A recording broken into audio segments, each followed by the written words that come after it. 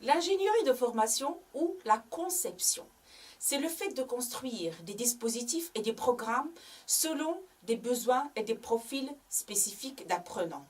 Pour ce faire, elle obéit au processus suivant. Étape prévisionnelle, concertation et action.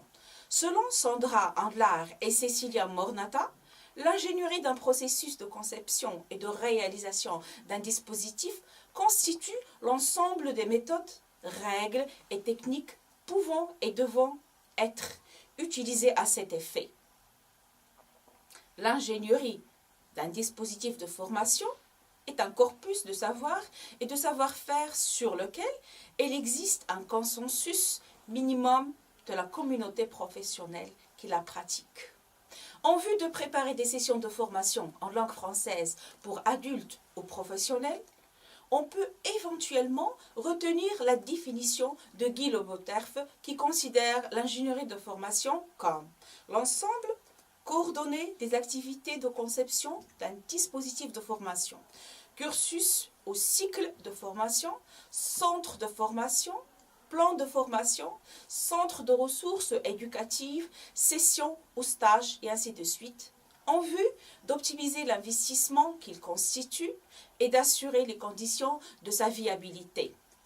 Les 4 étapes d'une démarche ingénierie de formation pour une session de français langue de spécialité ou français selon des objectifs universitaires sont, premièrement, l'analyse, la conception, la réalisation et enfin l'évaluation.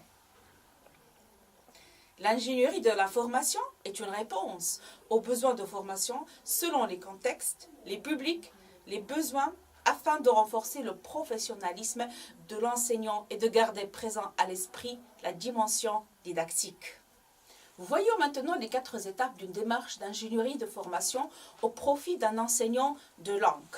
Premièrement, analyser des situations d'apprentissage de langue française. Ensuite, concevoir et expertiser les programmes de langue française. Puis, monter des projets et former des équipes adaptées aux différentes situations d'enseignement, apprentissage du français.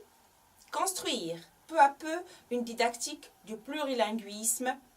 Il s'agit surtout de construire des dispositifs de formation selon les profils spécifiques d'apprenants, concevoir une session de formation au français selon un processus d'ingénierie implique d'une part l'importance de la situation didactique et d'autre part celle du contexte. L'environnement de l'apprenant, l'environnement constitué de l'apprenant, de l'enseignant et du système éducatif, en suivant une procédure d'analyse des besoins, à savoir repérer les déficits en compétences, définir les objectifs de formation, respecter la situation d'apprentissage.